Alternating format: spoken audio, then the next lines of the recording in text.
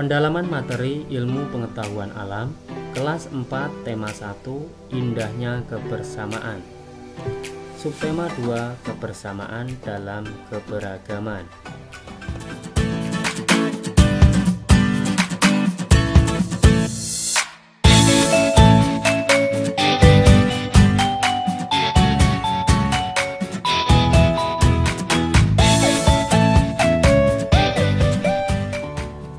Pendalaman materi ilmu pengetahuan alam, kelas 4, tema 1, indahnya kebersamaan. Subtema 2, kebersamaan dalam keberagaman.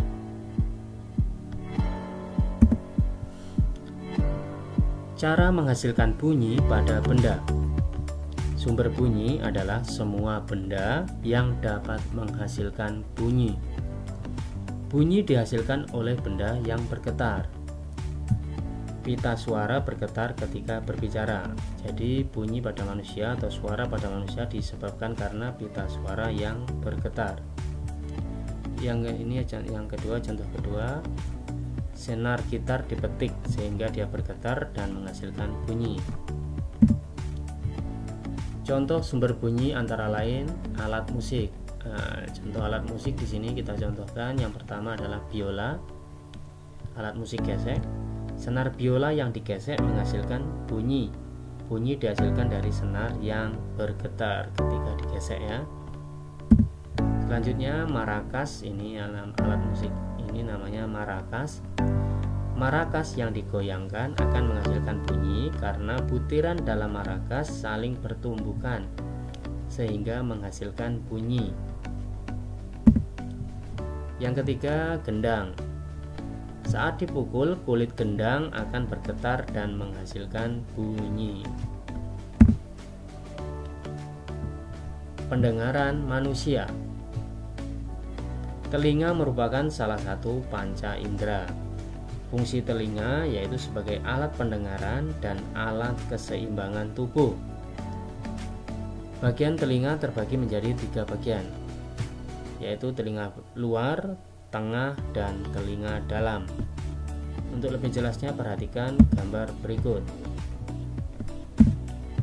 Jadi ini telinga dibagi menjadi 3 bagian. Ini telinga bagian luar sampai sini, kemudian telinga bagian tengah sampai sini, dan telinga bagian dalam. Kemudian ini organ-organ di telinga dan fungsinya. Yang pertama, daun telinga kita ini fungsinya untuk menangkap getaran bunyi. Kemudian kita masuk ke lubang telinga, fungsinya untuk meneruskan bunyi ke telinga tengah. Jadi ini telinga luar tadi ya. Kita kembali sebentar. Di sini ini tadi lubang telinga, ini liang telinga. Liang telinga fungsinya untuk menghalangi debu dan air yang masuk ke telinga.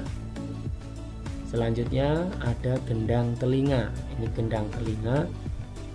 Fungsinya untuk menerima getaran bunyi dan meneruskan ke tulang-tulang pendengaran. Tulang-tulang pendengaran itu ini dia. Meneruskan getaran bunyi ke koklea. Mana koklea? Ini dia koklea. Koklea ini yang seperti rumah siput ini ya. Fungsinya untuk menerima dan meneruskan getaran bunyi ke saraf pendengaran. Kemudian ini ada saluran setengah lingkaran. Di sini berbentuk setengah lingkaran. Fungsinya membantu dalam mempertahankan keseimbangan tubuh.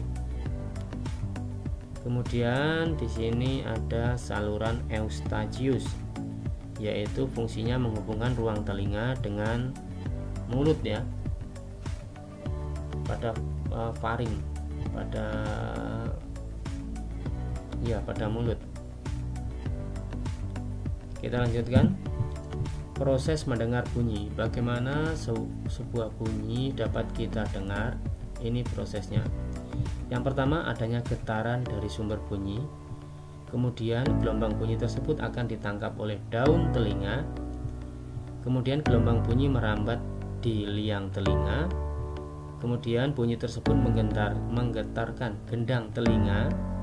Setelah itu getaran Liang telinga menggetarkan tulang-tulang pendengaran. Setelah itu koklea menangkap getaran dari tulang-tulang pendengaran dan mengirimnya ke saraf pendengaran. Baru saraf pendengaran mengirimkan rangsangan bunyi ke otak. Otak menerjemahkan bunyi yang didengar. Itulah tadi proses bagaimana sebuah bunyi dapat kita dengar ya. Dari sumber bunyi masuk ke daun telinga, masuk ke liang telinga, kemudian menggetarkan gendang telinga, menggetarkan tulang pendengaran, ditangkap oleh koklea dan dikirimkan ke saraf ke otak.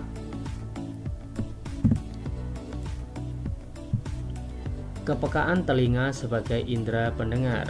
Telinga manusia dapat mendengar bunyi dengan frekuensi 20-20.000 Hz. Ini ya. Ini frekuensi yang dapat manusia dengar. Ada orang yang dapat mendengar bunyi lemah atau pelan, dan ada orang yang dapat mendengar bunyi kuat atau keras. Indera pendengar yang baik dapat mendengar dengan jelas asal sumber bunyi dan tinggi rendahnya bunyi. Memelihara kesehatan telinga. Telinga perlu dirawat kebersihannya agar tetap sehat. Cara merawat telinga, yang pertama di sini bersihkan telinga bagian luar secara teratur menggunakan kapas yang bersih. Yang kedua, jangan mengorek-orek telinga karena dapat mendorong kotoran lebih dalam dan kotoran akan semakin menumpuk. Kotoran yang menumpuk dapat mengganggu pendengaran, mengakibatkan robeknya selaput gendang telinga. Jika kotoran telinga banyak, pergilah ke dokter THT, yaitu telinga, hidung, dan tenggorokan, untuk dibersihkan. Yang ketiga, jika ada suara memekakkan telinga, segera tutup kedua lubang telinga agar gendang telinga tidak rusak.